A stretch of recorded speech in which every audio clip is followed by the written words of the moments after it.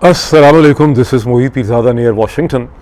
यहाँ तो अभी 9 जून 2025 और सोमवार के दिन की शाम है, लेकिन हिंदुस्तान पाकिस्तान बरसगीर में, मशरक़ वस्ती में, नॉर्थ अफ्रीका में अब 10 जून 2025 और मंगल की सुबह की तरफ हम बढ़ें। इससे पहले कि मैं आज के इस प्रोग्राम पॉडकास्ट के टॉपिक्स की तरफ चलूँ, मुझे कुछ थोड़ा सा एक्सप्लेन भी करना है और बाज़ एक चीज़ की अपॉलॉजी भी मुझे करनी है। एक्सप्लेन मुझे ये करना है कि जब से हिंदुस्तान पाकिस्तान की जंग हुई है 7 मई से 10 मई की, उसके बाद से मसलसल मेरी कोशिश है कि इस पॉडकास्ट और इस वीडियो के अंदर तमाम मामलात और तमाम सूरत हाल को एक इंटरनेशनलिस्ट लेंस से देखा जाए, जिसमें कुछ लोगों को कमी महसूस होती है कि पाकिस्तान के अंदर की इच्ची बिच्ची जो है डिस्कस नहीं की जा रही, लेकिन बहुत से लोग ये भी महसूस करते हैं कि उनको एक इंटरनेशनल पर्सपेक्टिव जो है मिल रहा है। मैं समझता हूँ कि इंटरनेशनल पर्सपेक्टिव से जब आप चीज़ों को देखेंगे तो आपको सूरत हाल को समझने का बहुत बेहतर मौका भी मिलता है, ख़ास करके अगर आप चंद चीज़ों के ऊपर ख़ुद से भी गूगल पर जाके रिसर्च कर लें तो उससे आपको बेहतर अंडरस्टैंडिंग जो है मिलती है। और मैं इस लेंस को डेवलप करना चाहता हूँ आप सब के लिए। मुझे आपका मसलसल इस पर फीडबैक चाहिए। एज़ यू नो कि मैं आपके कमेंट्स पढ़ता भी हूँ, उसके जवाब भी देता हूँ, उस पर मैं ख़ुद से कमेंट्स भी करता हूँ। अब गुज़श्ता चंद महीनों में एक ही किताब ऐसी है जिसको मैं शुरू के इंट्रोडक्शन और पहले सफ़े से लेके आखिर के सफ़े तक उसको मैं पढ़ सका हूँ, और वो है फ्रांसिस फुकुयामा की किताब लिबरलिज़म एंड इट्स डिसकॉन्टेंट्स, जिसके बहुत से इक़्तिसाबात को मैंने ट्वीट भी किया। इस किताब के जो आखिरी चैप्टर हैं उसके अंदर फ्रांसिस फुकुयामा ये डिस्क्राइब करते हैं कि जो फ्रीडम ऑफ एक्सप्रेशन है और फ्रीडम ऑफ थॉट है, उसके रास्ते में अब रुकावट सिर्फ ये नहीं है कि हुकूमतें सेंसरशिप करती हैं या ज़ोर लगाती हैं कि चीज़ों को रोकने की कोशिश करती हैं, बल्कि एक बहुत बड़ी रुकावट सोशल मीडिया के ऊपर मल्टीपल हज़ारों वॉइसेस हैं, जिसमें से बहुत सी आवाज़ें जो हैं उसमें सब्सटेंस कोई नहीं है, लेकिन वो वहाँ पे बहुत स्पेस को भी ऑक्यूपाई करती हैं। फिर एक बहुत बड़ा मसला ये भी है कि बहुत सी चीज़ों के इमेज वहाँ पर दिखाए जाते हैं, यानी जाली फेक न्यूज़ जो हैं वो क्रिएट की जाती हैं, और इससे हम सब अच्छी तरह से वाकिफ़ हैं। लेकिन पिछले मेरे वीलॉग में इस किस्म की एक फेक न्यूज़ जिसकी मुझे अपॉलॉजी करनी है, उसका मैं शिकार हुआ जब मैंने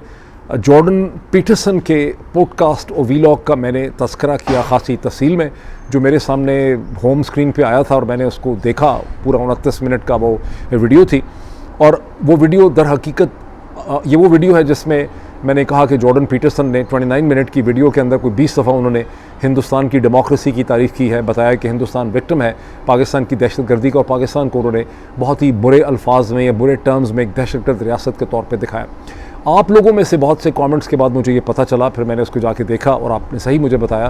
कि जॉर्डन पीटरसन की ये वो पॉडकास्ट और वीडियो जिसका मैंने जिक्र किया था, ये एक फ़ेक AI आवाज़ से बनी थी, और ज़ाहिर है कि ये किसी हिंदुस्तानी साइबर ग्रुप ने ये बनाई थी। ज़ाहिर है ये पाकिस्तान की किसी एजेंसी ने तो बनाई नहीं, क्योंकि ज़ाहिर है इसका मकसद पाकिस्तान को रगड़ना था। बहरहाल आई अपोलोजाइज़, और मैं मुस्तक़बिल में मेरी कोशिश होगी कि मैं बहुत ज़्यादा एहतियात करूँ किसी भी सोर्स को यहाँ कोट करते हुए। गलतियाँ ऐसे फिर भी हो सकती हैं, जिस तरह से कि फ्रांसिस फुकुयामा कह रहे हैं कि इस वक्त ये एक बहुत बड़ा चैलेंज बन चुका है फ्रीडम ऑफ एक्सप्रेशन के लिए दुनिया में, ये जो फेकनेस है न्यूज़ की। लेकिन ये जो फेक वीडियोस बनाई हैं, इनफैक्ट डेंजल वॉशिंगटन की आवाज़ में भी इसी किस्म की एक audio AI driven audio exist करती है, जिसमें पाकिस्तान को बहुत रगड़ा गया है और हिंदुस्तान की बहुत ज़्यादा तारीफ़ की गई है। इन वीडियो से हमें दो चीज़ें पता चलती हैं। एक तो हमें पता चलता है कि हिंदुस्तान के जो साइबर ग्रुप्स हैं, और ज़ाहिर है आप समझ सकते हैं, हो सकता है ये ऐन मुमकिन हो कि इनके पीछे हिंदुस्तान की स्टेट एजेंसीज़ हों,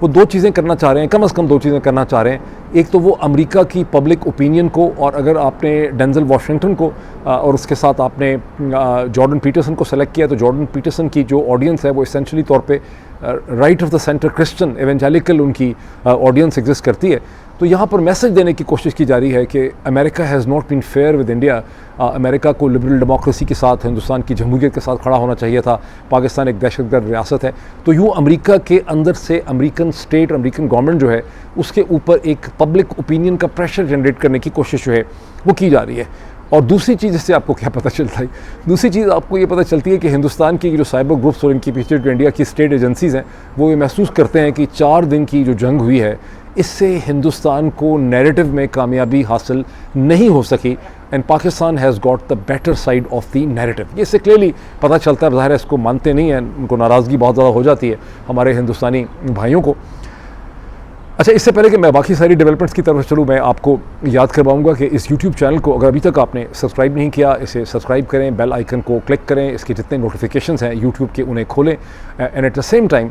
ये जो इसका व्हाट्सएप चैनल है, जिसका मैं लिंक्स मुसलसल आपको डिस्क्रिप्शन के अंदर भी दे रहा हूँ, इसकी एंड स्क्रीन्स में भी कोशिश करता हूँ देने के लिए, अभी नहीं दे सकूँगा बिकॉज मैं बाहर बैठा हुआ हूँ, और मैं इसके पिन ट्वीट में भी आपको देता हूँ। इस व्हाट्सएप चैनल को ज्वाइन करें बिकॉज ये व्हाट्सएप चैनल जो है आप तक मुझे एक डायरेक्ट एक्सेस देता है। अब मूविंग फॉरवर्ड, सबसे पहले थोड़ा सा जिक्र मैं अगर इमरान खान का कर लूँ।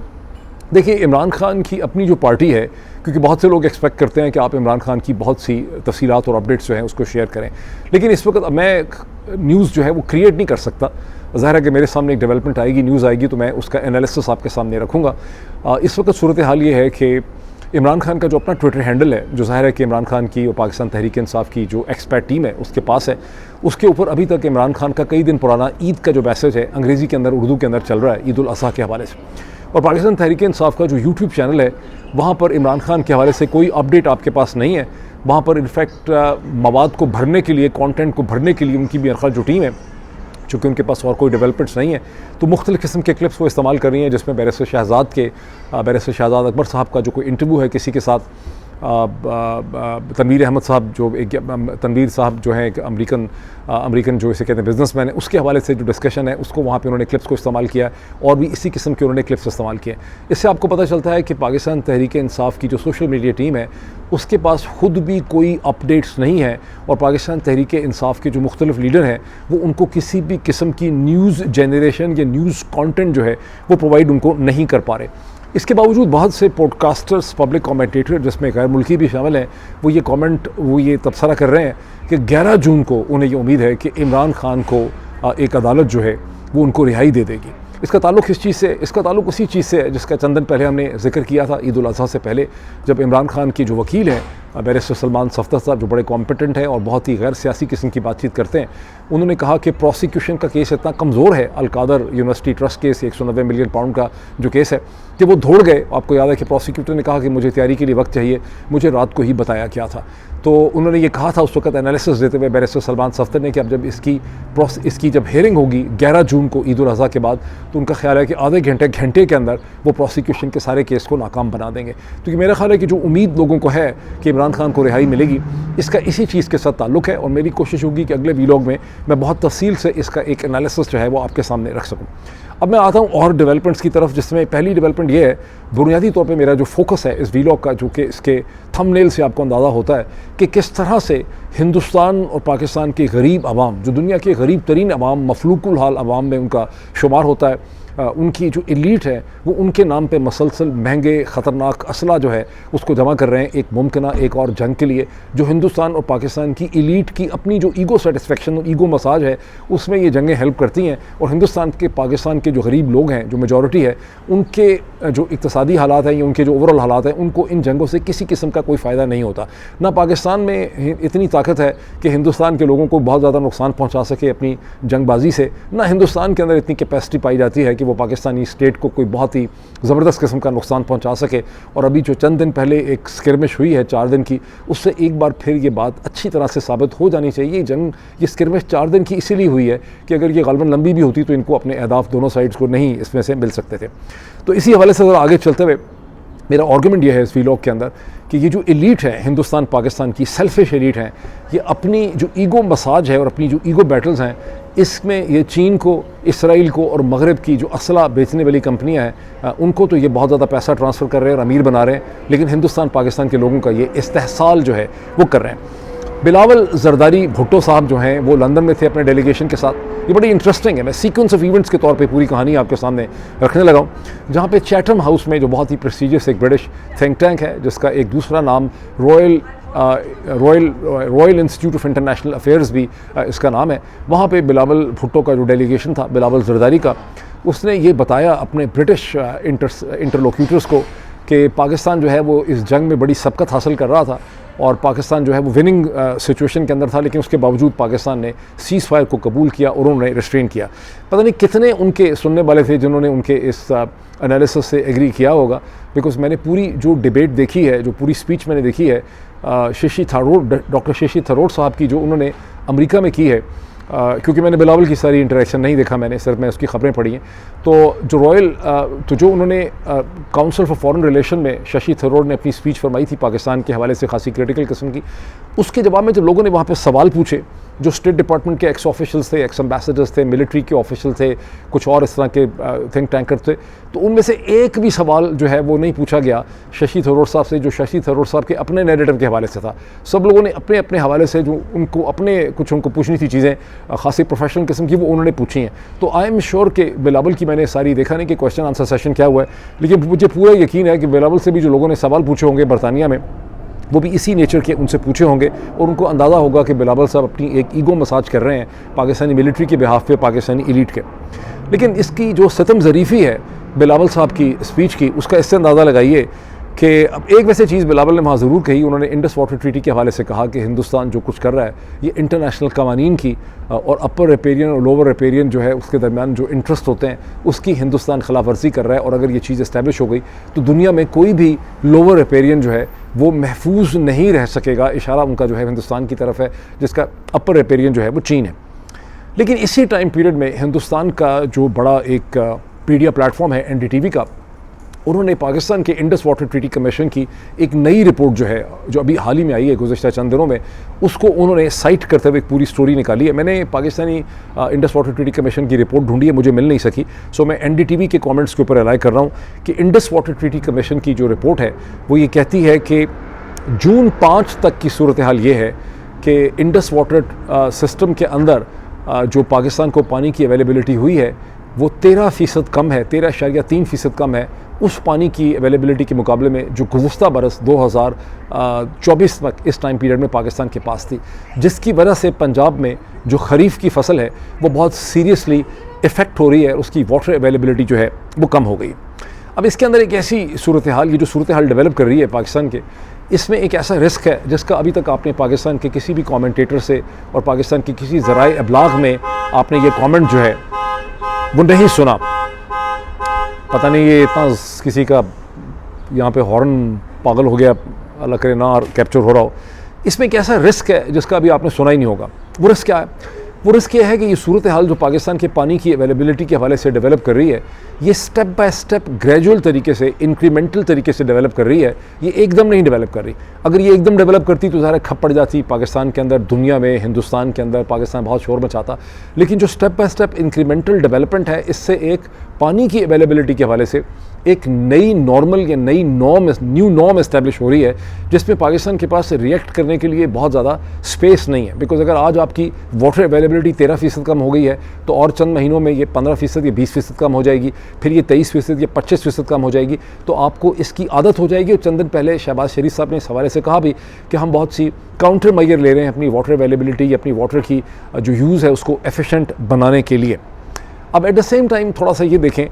गुज़श्ता 24 घंटे की अगर मैं डेवलपमेंट्स की बात करूं कि हिंदुस्तान के प्राइम मिनिस्टर नरेंद्र मोदी को तो मसलसल पब्लिक स्पेस में कोट किया जा रहा है कि वो कह रहे हैं कि पाकिस्तान का हम इंडस वाटर ट्रीटी को उतनी देर तक अबेंस में रखेंगे जब तक पाकिस्तान जो है दहशतगर्दी से, मिलिटेंसी से पीछे नहीं हटता, हमें वेरीफाइबल प्रूफ चाहिए। ये उनकी एक पब्लिक पोजीशन है। लेकिन दरपर्दा एक द सेम टाइम एक केस बनाया जा रहा है इंडस वाटर ट्रीटी को इफेक्टिवली तौर पे रीनेगोशिएट करने का, जिसका दहशतगर्दी के साथ कि मिलिटेंसी के साथ कोई ताल्लुक नहीं है। ये एक बड़े प्रोफेशनल तरीके से ये चीज़ की जा रही है और गुज़श्ता 24 घंटों में हिंदुस्तान के ज़राए अबलाग ने इस हवाले से बहुत इंटरेस्टिंग स्टोरीज़ उन्होंने पब्लिश की हैं, जिनका ताल्लुक हिंदुस्तान के एक स्ट्रेटिजिक, बड़े रिस्पेक्टेड स्ट्रेटिजिक कमेंटेटर जो हैं, थिंकर कह लें आप उनको, ब्रह्मा चेलानी साहब के ट्वीट्स के हवाले से है। इन ट्वीट्स के अंदर ब्रह्मा चेलानी ने अपनी ही किताब के एक्सर्प्ट उन्होंने पब्लिश किए हैं, जिसमें ब्रह्मा चेलानी का ये कहना है कि हिंदुस्तान का मीडिया जब ये कहता है कि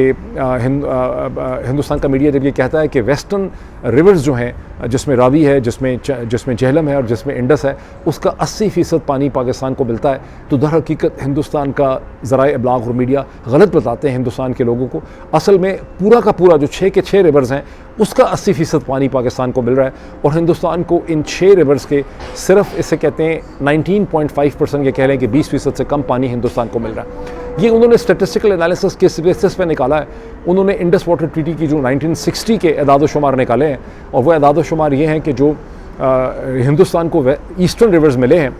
जिसमें चनाब है, जिसमें सतलज है, जिसमें ब्यास है, उसमें सिर्फ टोटल पानी का जो फ्लो होता है साल में वो 33 मिलियन एकड़ फीट, 33 मिलियन एकड़ फीट होता है। जबकि जो वेस्टर्न रिवर्स हैं, जिसमें झेलम है, जिसमें चनाब है, जिसमें झेलम, चनाब और जिसमें इंडस है, उसमें जो वाटर फ्लो है वो तकरीबन 135 मिलियन एकड़ फीट होता है। और ये जो वेस्टर्न रिवर्स हैं, इसका चूँकि 80% या 85% पाकिस्तान को मिलता है, इसलिए उन्होंने टोटल हिसाब किया है कि हिंदुस्तान को टोटल जो 6 रिवर्स हैं उसका सिर्फ 19.5% या 20% से कम उसको पानी मिल रहा है। ये एक डेंजरस स्टेटिस्टिकल आर्गूमेंट डेवलप किया जा रहा है दर हकीकत इंडस वाटर ट्रीटी को रीनेगोशिएट करने के लिए। मैंने कई दफ़ा पहले भी मेरा इस्तदलाल ये है कि पाकिस्तान को इसकी बेस्ट रिलीफ जो है वो वर्ल्ड बैंक नहीं दिला सकता, वो कि वर्ल्ड बैंक का इंपॉर्टेंट रोल होगा, अमेरिका का, यूरोपियन यूनियन का भी रोल होगा। पाकिस्तान को चीन को लेकर एक ट्राईपार्टाइट नेगोशिएशन करनी होगी, क्योंकि चीन अपर रिपेरियन है और चीन नेबर भी है और चीन बड़ा भी है, और चीन, हिंदुस्तान, पाकिस्तान के मिल के एक ट्राईपार्टाइट एग्रीमेंट करना पड़ेगा। और ये ऐन मुमकिन है कि हिंदुस्तान इस ट्रीटी को रीनेगोशिएट कुछ ना कुछ क्लॉजेज इसके कर ले, लेकिन चीन की मदद के बगैर पाकिस्तान इसको रीनेगोशिएट जो है वो नहीं कर सकेगा। अब ये सूरत हाल के कॉन्टेक्स्ट में ज़रा कुछ और चीज़, अच्छा अब स्ट्रेटजी क्या है, मतलब हिंदुस्तान के अखबारात से आपको पता चल रहा है कि पाकिस्तान की जो वाटर मिनिस्ट्री है उसने 4 ख़त लिख दिए हैं हिंदुस्तान के मिनिस्ट्री ऑफ एक्सटर्नल अफेयर्स को इसी पानी के हवाले से, इंडस वाटर ट्रीटी के हवाले से। गालिबन पाकिस्तान की जो मिनिस्ट्रीज़ हैं और पाकिस्तान का जो फॉरेन ऑफिस है वो अपने पॉइंट ऑफ व्यू को डॉक्यूमेंट करना चाह रहे हैं, लेकिन स्ट्रेटजी उनकी क्या है वो भी क्लियर नहीं है। लेकिन जो चीज़ आपको मसल से क्लियरली नज़र आ रही है वो असला और वेपन के हवाले से आपको नज़र आ रही है दुनिया भर के अखबारात से। फॉर इंस्टेंस हिंदुस्तान का एक जो डिफेंस रिलेटेड पब्लिकेशन है उससे आपको ये पता चलता है कि जर्मनी ने पाकिस्तान को infrared imaging system -T stands for tail, उसका सिस्टम ऑफ़र किया है, जो हिंदुस्तानी डिफेंस एक्सपर्ट्स के हवाले से ब्राह्मोस जो मिसाइल्स हैं हिंदुस्तान और रशिया ने मिल के बनाए हैं, ये उसका एक तरह से बहुत बेहतर तोड़ है। और वो क्यों तोड़ है, वो कहते हैं कि यूक्रेन ने जंग में जो जर्मन IRIS-T है इसका बड़ा ज़बरदस्त इस्तेमाल किया है रशियन P800 ओनिक्स के मुकाबले में, और ब्राह्मोस जो हैं वो कज़न हैं, वो एक तरह का डेरिवेटिव हैं P800 ओनिक्स सिस्टम के, और जर्मन सिस्टम उनके ख़िलाफ़ खासा है। और बेसिकली आर्गूमेंट ये है कि जर्मनी के ऊपर हिंदुस्तान को ज़ोर देना चाहिए कि हिंदुस्तान मतलब बाबर करवाए जर्मनी को, कि जर्मनी को पाकिस्तान को ये सिस्टम जो है IRIS-T बेचना नहीं चाहिए। पता नहीं वो बेच भी रहे हैं, नहीं बेच रहे, पाकिस्तान इनको ख़रीद भी सकता है कि नहीं ख़रीद सकता, ये हमें पता नहीं। एक इसराइली पब्लिकेशन जो है उसमें ये दावा किया गया कि इसी महीने, जो जून का महीना है, हिंदुस्तान एरोनॉटिक्स जो है वो बहुत से तेजाज़, गालिबन 100 के करीब तेजाज़ जो हैं वो इंडियन एयरफोर्स के हवाले करेगा, और 40 पहले कर चुका है। और उसमें उन्होंने बूस्ट ये किया है कि जो तेजाज़ हैं इनको, ये जो इसका मल्टी रोल फाइटर है, इसके अंदर जो एवियोनिक्स और रेडार्स हैं उसे एक इसराइली कंपनी एल्टा की मदद से तैयार किया गया है, और ये एफिलिएट है इसराइली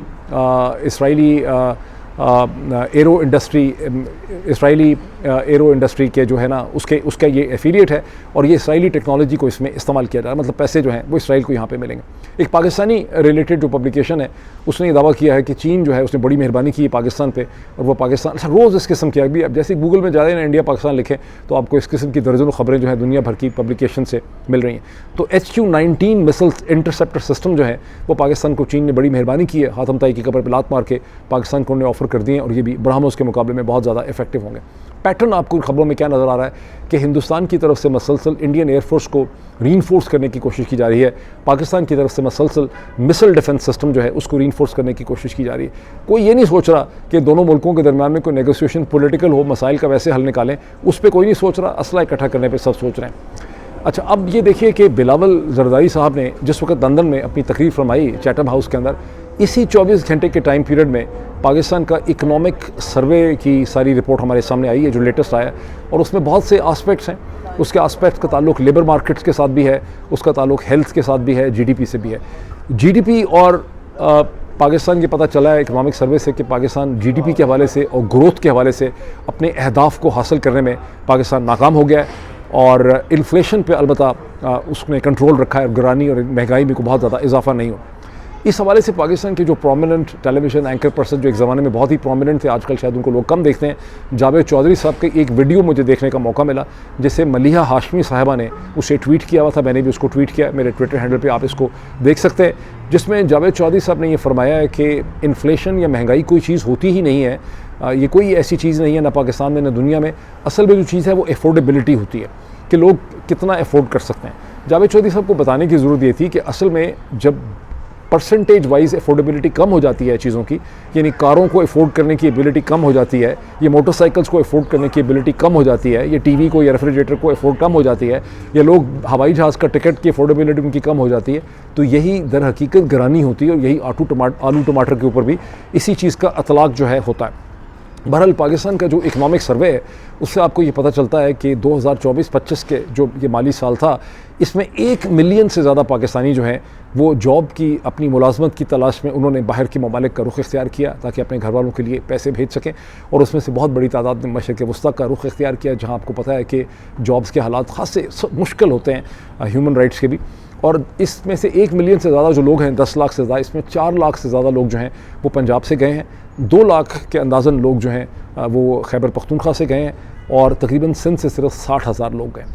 अब ये जो सिंध से सिर्फ 60,000 लोग गए हैं, इसका क्या मतलब है कि सिंध में लोगों के हालात बहुत अच्छे नहीं? मेरा ख्याल है कि इसका मतलब यह है कि सिंध में लोगों की इतनी भी इस्तेदाद नहीं है, इतनी भी उनकी कैपेसिटी नहीं है, इतनी भी उनकी अफोर्डेबिलिटी नहीं है, borrowing the terms of Javed Chaudhry साहब, कि वो बाहर जाने का ये सारा प्रोसेस जो है वो अफोर्ड कर सकें। बिकॉज जब आप इसको कंपेयर करते हैं तो बाकी रीजन्स के साथ आपको पता चलता है कि अगर पूरे सिंध से, जिसकी आबादी 5 से 6 करोड़ के दरमियान है, वहाँ से सिर्फ 60,000 लोग जो हैं बाहर जा सकें मुलाजमत की तलाश में, तो इसी टाइम पीरियड में आज़ाद कश्मीर से अंदाज़न 30,000 लोग, और अर्सवाइल फाटा से भी अंदाज़न 30,000 लोग, और इस्लामाबाद से तकरीबन 8 से 10,000 लोग जो हैं वो बाहर गए। अब इस्लामाबाद का साइज़ देख लें, फाटा का साइज़ देख लें, आज़ाद कश्मीर का साइज़ देख लें, और सिंध का साइज़ देख लें, और बलूचिस्तान के पूरे प्रोविंस से सिर्फ 5% लोग जो हैं वो मुलाजमत की तलाश में बाहर जा सकें। इससे आपको पाकिस्तान के लोगों की जो इस वक्त की हालात है अफोर्डेबिलिटी का, उसका आपको अंदाज़ा होता है। पाकिस्तान का ये जो इकनॉमिक सर्वे है, इससे आपको ये पता चलता है कि पाकिस्तान तकरीबन 950 अरब रुपया अपने हेल्थ पे, सेहत पे खर्च रहा है, पूरे के पूरे GDP का, which is less than 1% of the GDP। और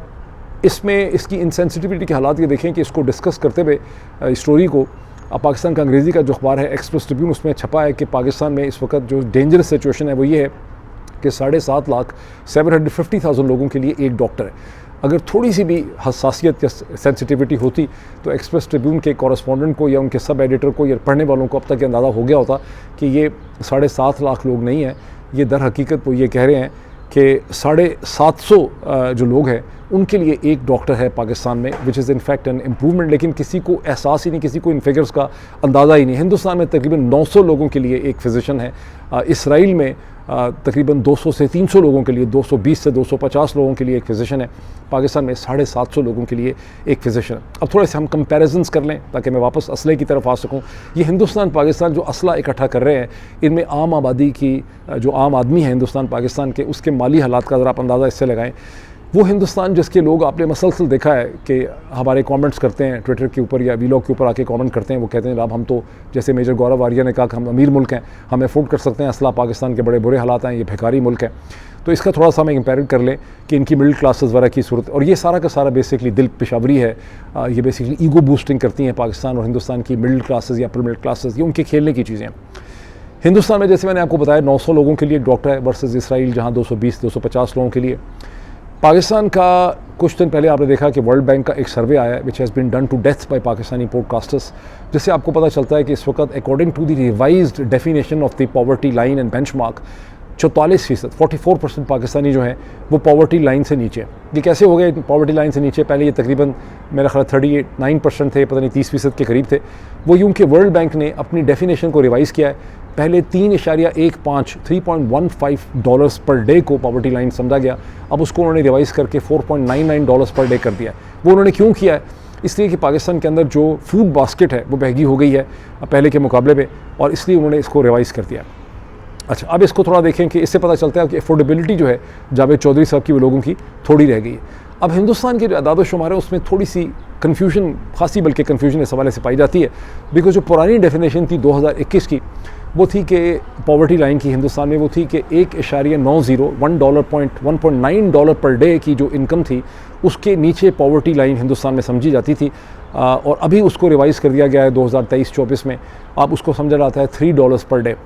लेकिन जो फिगर हिंदुस्तानी कोट करते हैं कि हमने 27% से, और वो कामयाबी है, इसमें कोई शक नहीं, गुज़िश्ता 10 बरस में ये नरेंद्र मोदी की हुकूमत की बहुत बड़ी इकनॉमिक सक्सेस है। जब 27% पॉवर्टी लाइन से अब वो कहते हैं कि 5.3% तक हम लोगों को ले आए हैं, यानी अगर पहले 27% हिंदुस्तानी आबादी जो है वो पॉवर्टी लाइन के ऊपर थी या उसके नीचे थी, तो अब 5.3% पॉवर्टी लाइन के नीचे। लेकिन ये क्लियर नहीं है कि इसके ऊपर डेफिनेशन जो है वो $1.9 डे की है या इसके ऊपर डेफिनेशन लगाई गई है वो $3 पर डे की है। बिकॉज हिंदुस्तान में पाकिस्तान की तरह एदाद शुमार की जो सेहत है वो बहुत ज़्यादा इफेक्टिव नहीं है। पाकिस्तान में अक्सर ये एदाद शुमार फर्ज किए जाते हैं डेट के हवाले से, टैक्सेशन के हवाले से, जैसे FBR ने एक से ज़्यादा दफ़ा पाकिस्तान की मिनिस्ट्री फाइनेंस ने एदाद शुमार को फर्ज किया। हिंदुस्तान में ग्लोबल इम्पैक्ट के लिए एदाद शुमार को फर्ज किया जाता है और उनको एक एग्जैजरेटेड शक्ल में दिखाया जाता है।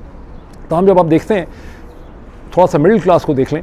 इकोनॉमिस्ट जो एक बहुत ही क्रेडिबल पब्लिकेशन है, उससे हमें पता चलता है कि हिंदुस्तान की टोटल जो मतवस्त क्लास या मतवस्त तबका, मिडिल क्लास जिसको कहते हैं इकोनॉमिकली, उसकी टोटल तादाद इकोनॉमिस्ट के हिसाब से 78 मिलियन है। यानी 7 करोड़ हिंदुस्तान की 1.4 बिलियन की आबादी में अगर 78 मिलियन से मतलब है कि 8 करोड़ से कम, 7 करोड़ 80 लाख लोग जो हैं उनका मिडिल क्लास में शुमार होता है। और इस मिडिल क्लास की और according to pure research, pure research के हिसाब से ये सिर्फ 66 मिलियन है। और ये क्या है मिडिल क्लास? ये वो लोग हैं जिनकी दिन की आमदनी जो है वो $10 या $10 से ज़्यादा है। तो ये हिंदुस्तान की मिडिल क्लास है। इसी वजह से हिंदुस्तान की अंदर मगरबी ममालिक जो हैं अपने गुड्स एंड सर्विसेज जो हैं उसको सेल नहीं कर पा रहे, उनको बहुत ज़्यादा उसमें रुकावट है। चीन में इसके मुकाबले में तकरीबन 31 से 40% जो है मिडिल क्लास का साइज़ है। और हिंदुस्तान का जो एक्चुअल कंपैरिजन है वो पाकिस्तान के साइज़ के साथ नहीं होना चाहिए। बार बार हिंदुस्तानी अपनी ईगो मसाज करते हैं, ईगो बूस्टिंग करते हैं पाकिस्तान के साथ कंपेयर करके। असल में अपने पूरे GDP को जब उनको देखना है तो उनको अपने आप को चीन के साथ कंपेयर करना है, जहाँ 40% मिडिल क्लास पाई जाती है, जिसकी डेफिनेशन ये है कि $10 से लेके $50 या $50 से थोड़ा सा ज़्यादा जो दिन में कमाते हैं वो चीन की मिडिल क्लास है। अब आपने अक्सर सुना होगा कि हिंदुस्तान में बहुत फ़ख्र से कहा जाता है कि हमने बरतानिया को पीछे छोड़ दिया, अब हम दुनिया की चौथी बड़ी इकॉनमी बन चुके हैं। बरतानिया हमारे से पीछे रह गया, जापान हमारे से पीछे रह गया, बहुत जल्दी हम तीसरी बड़ी मईशत हो जाएंगे। लेकिन इसकी असल हकीकत क्या है? जो नॉमिनल GDP है डॉलर वैल्यू में, उसमें बरतानिया की जो GDP है पर कैपिटा वो है $50,000 और हिंदुस्तान की पर कैपिटा GDP कितनी है? हिंदुस्तान की पर कैपिटा है $2200, $2200। हिंदुस्तानी कहते हैं कि पर कैपिटा पे अगर आप परचेजिंग पावर पैरिटी पे देखें तो हमारी $10,000 जो है वो पर कैपिटा बन जाती है। ये वैसे एक फज, मेरा ख्याल है फज, तो अगर इसको मैं ना भी कहूँ तो ये एग्जैजरेटेड होगा, बिकॉज जो जितने भी ये फिगर्स होते हैं जिनकी बेसिस पे आप परचेजिंग पावर पैरिटी कैलकुलेट करते हैं, खा ये फिगर आपको वर्ल्ड बैंक के मिले या IMF के मिले या एशियन डेवलपमेंट बैंक के हों या इसे कहते हैं, इसको इकोनॉमिस्ट कोट करे, ये सारे के सारे फिगर्स जो हैं ये नेशनल गवर्नमेंट्स कैलकुलेट करती हैं, वही इसको प्राइमरी डेटा कहते हैं। और दुनिया में हर जगह प्राइमरी डेटा जो है वो नेशनल गवर्नमेंट्स ही के पास होता है, कोई और तरीका इसका है नहीं है। तो अगर आप ये फिगर किसी भी बैंक के देख लें, गोल्डमैन सैक के, वर्ल्ड बैंक के देखें, तो जहन में बात रखिए कि ये हिंदुस्तान के अपनी ही हुकूमत के प्राइमरी डेटा है, जिस तरह से पाकिस्तान का प्राइमरी डेटा है। और इसके अंदर एग्जैजरेशन भी हो सकती है, इसके अंदर इनएक्यूरेसीज भी हो सकती हैं। तो इस लिहाज से नॉमिनल अगर आप देखें तो बहुत बेहतर है ये समझने के लिए कि हिंदुस्तान कितना अमीर है और बरतानिया को जो हमने पीछे छोड़ दिया उसकी असल हकीकत जो है वो कितनी है। अच्छा,